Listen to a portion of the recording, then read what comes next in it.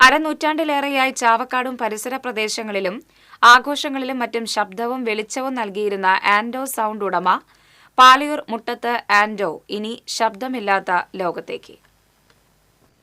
അസുഖം ബാധിച്ചതിനെ തുടർന്ന് തൃശൂരിലെ സ്വകാര്യ ആശുപത്രിയിൽ ചികിത്സയിലിരിക്കെയായിരുന്നു ആൻഡോയുടെ അന്ത്യം. 81 വയസ്സായിരുന്നു.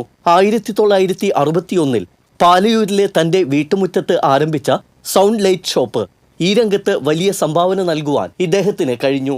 ആദ്യകാലത്ത് കല്യാണം, ഉത്സവം, പള്ളിപ്പെരുന്നാൾ, നാടകം തുടങ്ങി വിവിധ പരിപാടികളിൽ പെട്രോമാക്സ്, ഗ്രാമഫോൺ, വാൽവ് ആംപ്ലിഫയർ എന്നിവ നൽകിയായിരുന്നു തുടക്കം. പിന്നീട് ഇദ്ദേഹം ഈ മേഖലയിലെ മാറ്റങ്ങൾക്കൊപ്പം സഞ്ചരിച്ചു. ജില്ലയിലും പുറത്തും അറിയപ്പെടുന്ന സൗണ്ട് ലൈറ്റ് ഉടമയായി മാറി. ഉത്സവങ്ങളിൽ വലിയ സ്ക്രീനുകളിൽ സിനിമാ പ്രദർശനം എന്നിവ മേഖലയിൽ ആദ്യമായി പരിചയപ്പെടുത്തിയതും ആൻഡോയായിരുന്നു.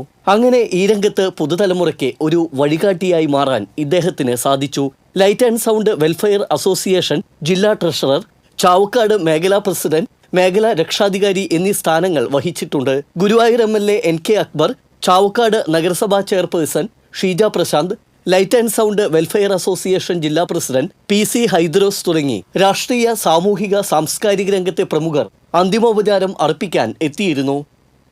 TC വിനോസ്, ചാവക്കാട്.